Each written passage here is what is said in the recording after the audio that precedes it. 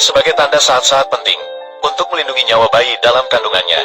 Dan benar saja, keesokan harinya, kakak ipar dikeroyok oleh sekelompok preman di jalan raya, mengancam untuk menggugurkan kandungannya.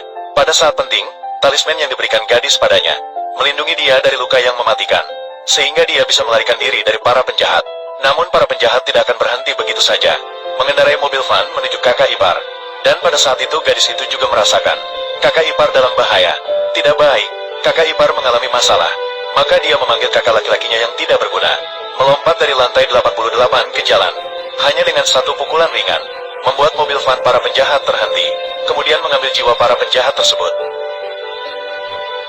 Kemudian menggunakan jiwa-jiwa ini untuk menggantikan kakak ipar. Bayi laki-laki di dalam perutnya telah stabil, dan alasan dia ingin melindungi bayi di perut kakak iparnya dengan segala cara, karena keluarga mereka telah terkena kutukan bertahun-tahun yang lalu. Oleh karena itu, sejak kecil dia telah dikirim ke kuil di Gunung Dao Dao, belajar dari dewa tua di kuil itu. Setelah 20 tahun pelatihan, sekarang dia sudah mahir dalam ilmu 5 unsur dan 8 trigram, mampu meramal, menyembuhkan, dan menguasai ilmu Feng Shui. Dan suatu hari dia tiba-tiba meramalkan bahwa ajal gurunya sudah dekat. Maka dia segera kembali ke kuil untuk membuatkan pil panjang umur untuk gurunya. Namun kali ini dia dicegah oleh gurunya, karena gadis itu telah memberinya pil panjang umur yang telah dibuatnya selama 10 tahun.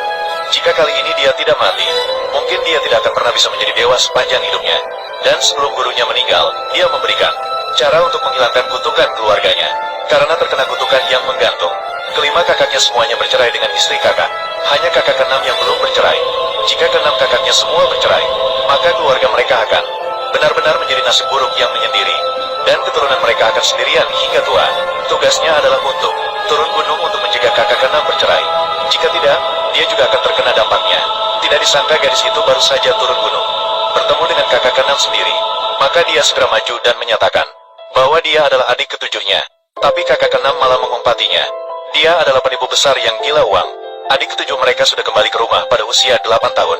Sudah kembali ke rumah. Dan sekarang dia tidak punya waktu untuk mengurus penipu ini, karena istrinya terus-terusan ingin bercerai dengannya. Sudah meninggalkan rumah.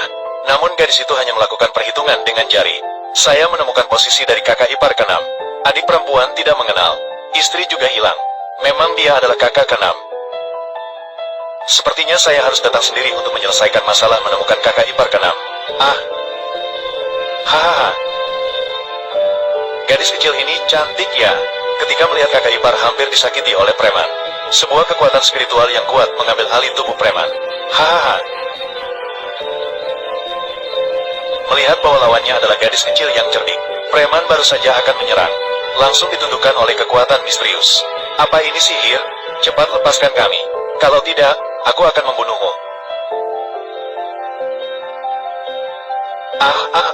Kakak, ini. Setelah menyelesaikan preman, gadis itu juga melihat bahwa kakak ipar sudah hamil 1 bulan.